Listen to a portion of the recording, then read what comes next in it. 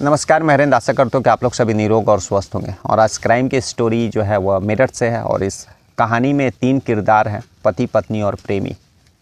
2016 से यह कहानी शुरू होती है। मेरठ में रहने वाला एक लड़का जिसका नाम सौरभ और वहीं मेरठ की रहने वाली एक लड़की जिसका नाम मुस्कान।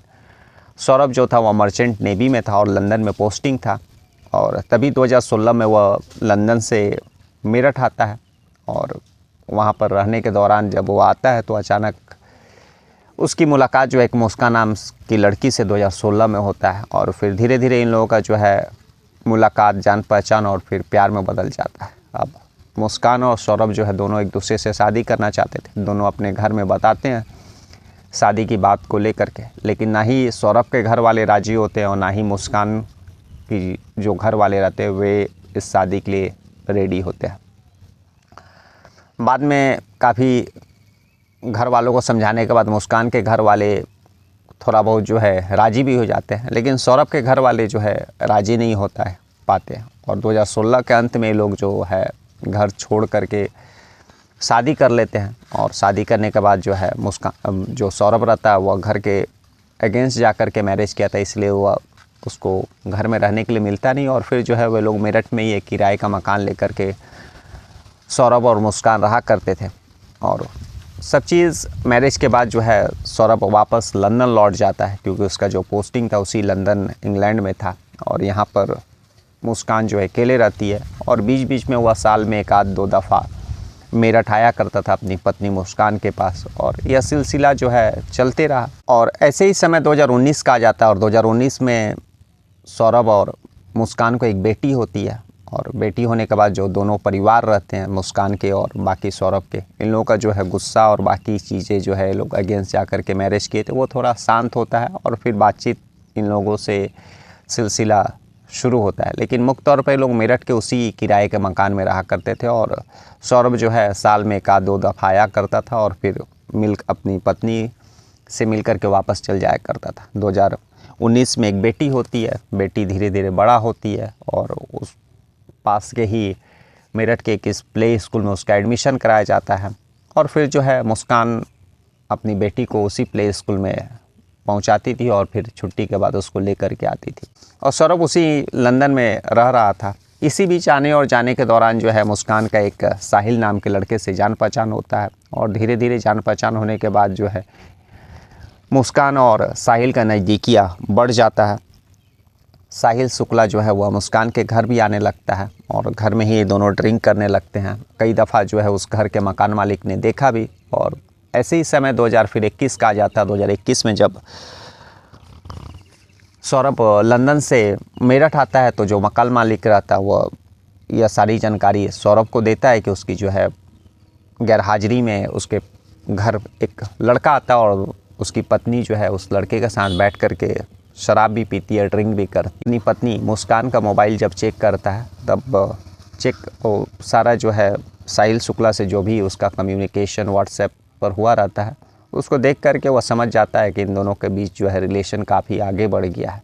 और उसके बाद जो है लड़ाई झगड़ा दोनों में होता है, लेकिन मुस्कान जो है समझने के लिए तैयार नहीं थी। सौरभ जो है काफ़ी समझाता है लेकिन मुस्कान में कोई भी चेंजेस नहीं आता है और उसके कुछ दिनों के बाद ही जो है सौरभ यह डिसाइड करता है कि वह अपनी जो पत्नी मुस्कान है उससे वह डाइवोर्स ले लेगा। और फिर धीरे धीरे समय 2023 का आ जाता है और फिर सौरभ वापस लंदन चल जाता है क्योंकि उसका जॉब था वहाँ और काफ़ी ज़्यादा दिन तक वह छुट्टी लेकर के मेरठ में भारत में नहीं रह सकता था, इसीलिए वो अपने जॉब के कारण 2023 में वापस लंदन में चल जाता है। और लंदन जाने के बाद जो है मुस्कान और साहिल शुक्ला का जो रिलेशन और भी मजबूत हो जाता है। अब ये लोग खुलेआम मिलने लगते हैं।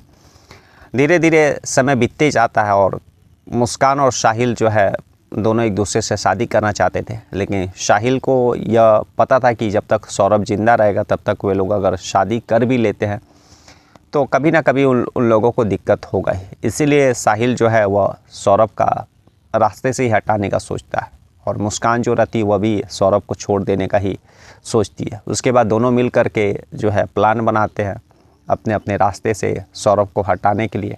और कुछ समझ में नहीं आ रहा था, लेकिन अंत में यही डिसाइड होता है कि सौरभ जब आएगा इंडिया मेरठ में तब उसको जो है एक बेहोशी का दवा दे दिया जाएगा खाने में और फिर उसके बाद उसका कत्ल कर दिया जाएगा।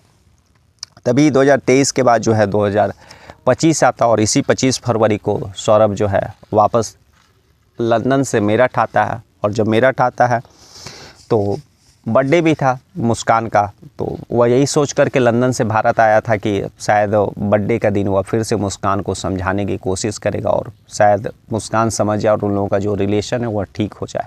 लेकिन इधर तो कुछ अलग ही चीज़ पक रहा था, कुछ अलग ही जो है प्लानिंग किया जा रहा था। खैर 25 फरवरी को लंदन से मेरठ आता, उसके बाद बर्थडे भी सेलिब्रेट होता। बर्थडे के दिन भी ये लोग शराब में नशे की गोलियां और बाकी चीज़ें मिला करके पिलाने का कोशिश करते हैं, लेकिन सौरभ जो वह शराब पीने से मना कर देता है। अभी लोगों का प्लान फेल हो जाता है। सौरभ छुट्टी में आया था तो वह मेरठ में ही था। फिर 3 मार्च का दिन आता और 3 मार्च को जो है मुस्कान जो है सौरभ के लिए उसका पसंदीदा खाना बनाती है और उसी खाने में जो है साहिल के द्वारा दिया हुआ जो नींद की गोलियां रहती है, दवा रहता है, उसको मिला देती है। और फिर रात में जो है मुस्कान सौरभ को वह खाना परोसती है, सौरभ वह खाना खा लेता है और फिर नींद की आगोश में समा जाता है। मुस्कान जो है साहिल को फ़ोन करती है, साहिल उस घर में पहुंचता है और फिर दोनों मिलकर के सौरभ का कत्ल कर देते हैं। कत्ल करने के बाद जो है इन लोगों को कुछ समझ में नहीं आ रहा था कि आखिर उसका बॉडी को क्या किया जाए। फिर जो है उसके सर को उसके धड़ से अलग करते हैं और हाथ पैर जो है उसको बांध करके एक ड्रम था जिसको वो पहले से ही उन्हीं लोग का प्लानिंग का हिस्सा था, उस ड्रम में डाल देते हैं और फिर उस सर को भी उसी में डाल देते हैं। और फिर अगले दिन जो है मुस्कान को साहिल सीमेंट लाने के लिए बोलता है और सीमेंट मंगा लेकर के आते हैं और फिर सीमेंट का घोल से वह ड्रम्स पूरी तरह से भर देते हैं। और उसके बाद जब साहिल और मुस्कान जो है इस कत्ल के बाद निश्चित हो जाते हैं, तब वे लोग जो है शिमला घूमने के लिए निकल जाते हैं और घूमते घूमते लगभग 1 लाख रुपए के करीब में लोग खर्च कर देते हैं। अब इन लोगों को पैसे की ज़रूरत थी और उस समय सौरभ का मोबाइल मुस्कान के पास ही था और इसी के कारण जितने भी कॉल और बाकी मैसेजेस सौरभ के घर से आ रहे थे तो वह सारा रिप्लाई जो है मुस्कान व्हाट्सएप और मैसेज के थ्रू कर रही थी। सभी को वह भ्रम में डाल के रखी थी कि जो है सौरभ जिंदा है और सौरभ और मुस्कान जो है वे दोनों शिमला घूमने आए हुए हैं। इधर होली भी नज़दीक आ रहा था, घर वाले भी परेशान और आश्चर्य थे कि आखिर हर साल होली में सौरभ जो है घर आया करता था। भले ही शादी के बाद दोनों मतलब उसके परिवारों में थोड़ा सा तनाव था, लेकिन फिर भी वह होली के समय जो है उनका बेटा जो है घर आया करता था। लेकिन इस बार जो है वह शिमला गया हुआ और फ़ोन भी नहीं उठा रहा, मैसेज से ही रिप्लाई कर रहा है। तो धीरे धीरे समय बीतता है, लेकिन उधर मुस्कान और साहिल के पास जब पैसे ख़त्म होते हैं तो वह सौरभ का जो है ATM यूज करने का कोशिश करती है, लेकिन उसका पासवर्ड वगैरह शायद उसको सही से मालूम नहीं रहता है। और इसी को लेकर के मुस्कान जो है अपने घर फ़ोन करती है अपने मम्मी को और उससे जो है पासवर्ड और बाकी चीज़ें के बारे में पूछती है। और इसी के दौरान जो है मुस्कान के मुंह से ही यह निकल जाता है कि सौरभ तो ज़िंदा नहीं है, वह कहाँ से बताएगा। और उसके बाद जब यह बात मुस्कान के ही माता पिता जब सुनते हैं तो उन लोगों को भी आश्चर्य होता है, क्योंकि उसका एक्स्ट्रा मैरिटल अफेयर्स साहिल शुक्ला के साथ जो रिलेशन था यह कोई छिपा हुआ नहीं था, दोनों परिवारों को मालूम था। और मुस्कान के घर वाले भी जान रहे थे कि सौरभ जो है एक अच्छा लड़का है, मुस्कान जो है गलत चक्कर में एक्स्ट्रा मैरिटल के अफेयर में फंसी हुई है।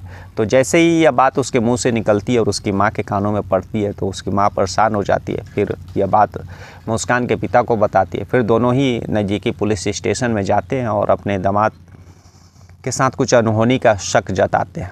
उसके बाद पुलिस में कंप्लेन करते हैं। तब तक जो है 14 मार्च को मुस्कान और साहिल दोनों मेरठ पहुंच गए रहते हैं, क्योंकि पैसे ख़त्म हो गए रहते हैं उन लोगों के पास से। और जब घर पहुंचते हैं तो पुलिस पहुंचती है और जब मुस्कान और साहिल से पुलिस कड़ाई से पूछताछ करती है तो दोनों जो है सारा अपना प्लान उगल देते हैं। और उसके बाद जो है पुलिस दोनों को गिरफ्तार करके जेल भेज देती है। और जिस घर में वे लोग इस वारदात, इस कत्ल को अंजाम दिए थे, वहाँ पर भी पुलिस जा कर के सारा वो ड्रामा और बाकी जो है फॉरेंसिक एविडेंस कलेक्ट करती है।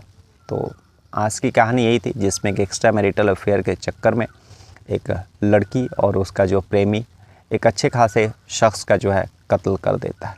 कल मैं फिर ऐसी किसी कहानी के साथ मिलेंगे, तब तक के लिए नमस्कार, जय हिंद, जय भारत।